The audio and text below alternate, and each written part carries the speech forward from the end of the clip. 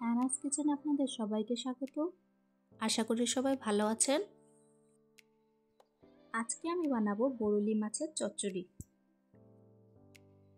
আমি আজকে 250 গ্রাম বরুলি মাছ নিয়েছি। ভালো করে ধুয়ে পরিষ্কার করে নিয়ে নুন, হলুদ ও তেল মাখিয়ে রাখবো।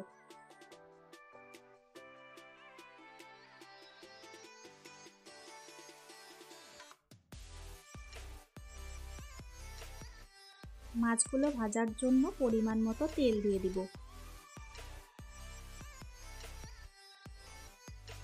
তেল গরম হয়ে এলে এক এক করে মাছগুলো ছেড়ে দিব।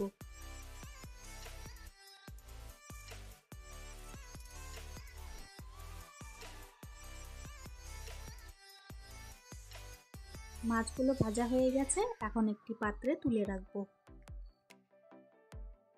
ওই তেলের মধ্যে অল্প কালো জিরে ফোড়ন দেব। এখন আলুগুলো ছেড়ে দিব।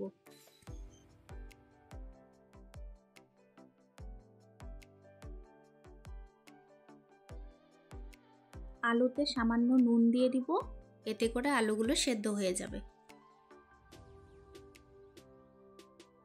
হালকা করে ভেজে নেওয়া হয়ে গেছে, এখন আমি বেগুনগুলো দিয়ে দিব। নাড়াচাড়া করে নিব।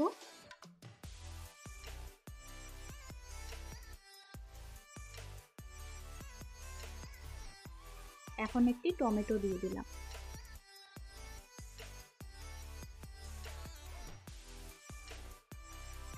টমেটো হালকা নরম হয়ে আসলে পেঁয়াজ কলি দিয়ে দিব।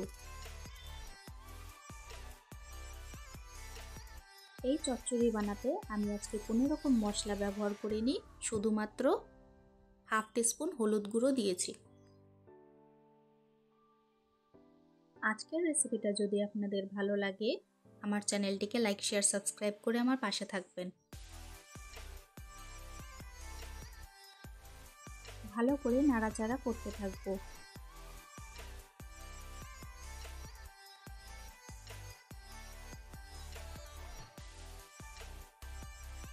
ঝালের জন্য 1/4 টিস্পুন লঙ্কা গুঁড়ো দিয়ে দিলাম। এখন সামান্য একটু জল দিয়ে নাড়াচাড়া করে ঢেকে রাখবো 5 মিনিটের জন্য।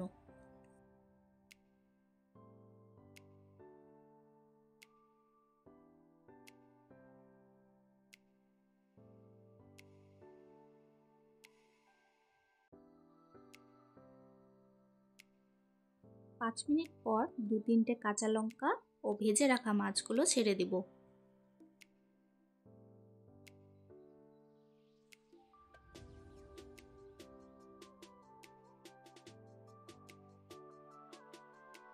মাছের সাথে সব সবজিগুলো মিশিয়ে নিব ও উপর থেকে অল্প করে ধনেপাতা কুচি ছড়িয়ে দেব।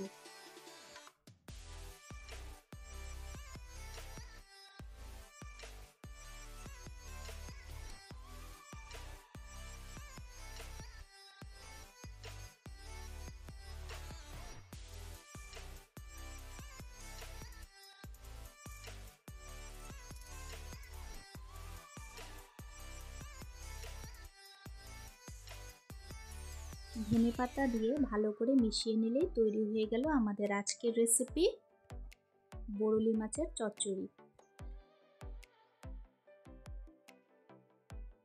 আমার রেসিপিটা ফলো করে এইভাবে বরুলি মাছের চচ্চড়ি একবার বানিয়ে খাবেন, আশা করি ভালো লাগবে।